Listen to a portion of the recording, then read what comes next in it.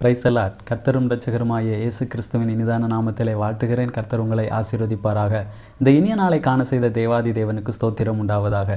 எபிரேயருக்கு எழுதின நிருபம் 3வது அதிகாரம் 8வது வசனம்.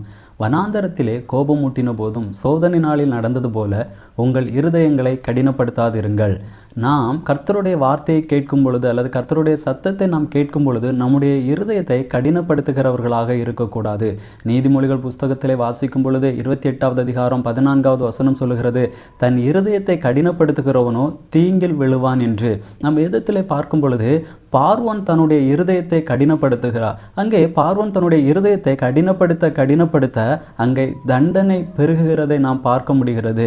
அதே போல 2 நாளாகமம் புஸ்தகம் 36வது அதிகாரத்திலே சிதேக்கியா ராஜா தன்னுடைய இருதயத்தை கடினப்படுத்துகிறார். கடினப்படுத்தினது நிமித்தமாக அங்கே கர்த்தருடைய உக்கிரம் வெளிப்படுகிறதை நாம் பார்க்க முடிகிறது. ஆனால் தாவீதினுடைய வாழ்க்கையிலே பார்க்கும் பொழுது தாவீது அங்கே தவறு செய்த பொழுது நாத்தான் தீர்க்கதரிசியை கொண்டு கர்த்தர் பேசும் பொழுது அந்த தவறை உணர்ந்து கொண்ட தாவீது சொல்லுகிறார், நான் கர்த்தருக்கு விரோதமாய் பாவம் செய்தேன் என்று சொல்லுகிறார். இங்கே தாவீது தவறு செய்தவுடன் கர்த்தர் பேசும் பொழுது கர்த்தரிடமாய் தாவீது திரும்புகிறார். கர்த்தரிடத்தில் திரும்பி அந்த பாவ உணர்வு உண்டாகிறது. அதே போல நம்முடைய வாழ்க்கையிலே நாம் கர்த்தருடைய சத்தத்தை கேட்கும் பொழுது, ஏதாவது தவறு செய்யும் பொழுது கர்த்தர் நம்மோடு கூட பேசுவார். அந்த சத்தத்தை நாம் கேட்கும் பொழுது நம்முடைய இருதயத்தை கடினப்படுத்தக்கூடாது. அதே வேளையிலே நாம் நடக்க வேண்டிய வழியை கர்த்தர் போதிக்கும் பொழுதும் நம்முடைய இருதயத்தை நாம் கடினப்படுத்திவிடக்கூடாது.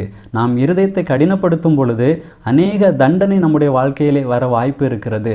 ஆனால் நம் இருதயத்தை கடினப்படுத்தாமல் தாவீதை போல கர்த்தரிடத்தில் நம்மை ஒப்பு கொடுக்கும் பொழுது, கர்த்தரிடமாய் நாம் திரும்பும் பொழுது நிச்சயமாக கர்த்தர் நமக்கு இறங்கி அந்த பாவத்தை மன்னித்து நிச்சயமாக நம்மை கர்த்தர் ஆசீர்வதிப்பார்.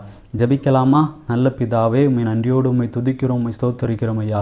உம்முடைய சமூகத்தில் அமர்ந்திருந்து உம்முடைய வார்த்தையை கேட்கும் பொழுது, உம்முடைய சத்தத்தை கேட்கும் பொழுது எங்களுடைய இருதயத்தை கடினப்படுத்தாதபடி எங்களுக்கு நல்ல ஒரு இருதயத்தை கர்த்தர் தந்தருளும்படியாக ஜெபிக்கிறோம். உம்முடைய நாமத்தை மகிமைப்படுத்துவீராக. இயேசுவின் நாமத்தில் பிதாவே, ஆமேன்.